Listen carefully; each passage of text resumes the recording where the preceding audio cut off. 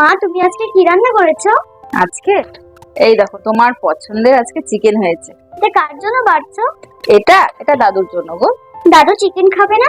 না, দাদুর এখন বয়স হয়েছে, দাদুর চিকেন লাগবে না। ও, তার মানে বয়স্ক মানুষরা চিকেন খায় না? এই যে খাবারটা খেয়ে নিন। বৌমা, বলেছিলাম যে তুমি চিকেন রান্না করেছিলে না? আমি কিন্তু গন্ধ পাচ্ছিলাম। না, চিকেন টিকেন তো হয়নি, যা দিয়েছি তাই খেয়ে নিন। এই বয়সে চিকেন টিকেন খেতে হবে না, ওইসব সহ্য হবে না। ঠিকই বলেছো, আমার তো এখন বয়স হয়ে গেছে, ওগুলা না খাওয়াই ভালো হবে। আমি এটাই খেয়ে নিচ্ছি।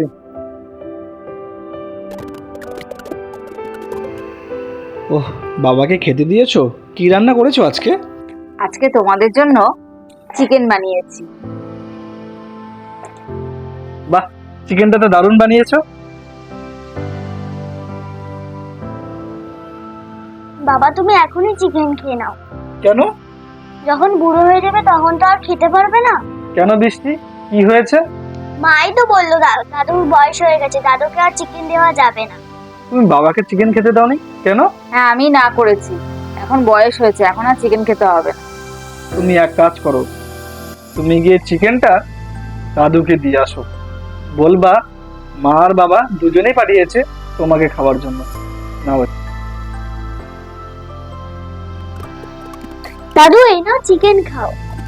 তুমি আবার চিকেন কেন আনতে গেলে?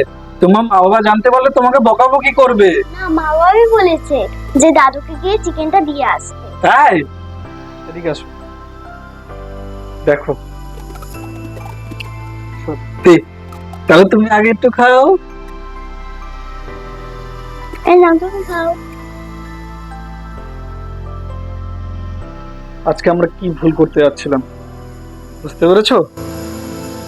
আজকে আমরা যেটা করব সেটাই আমাদের বাচ্চা কাচ্চারা শিখবে, বুঝলে তো?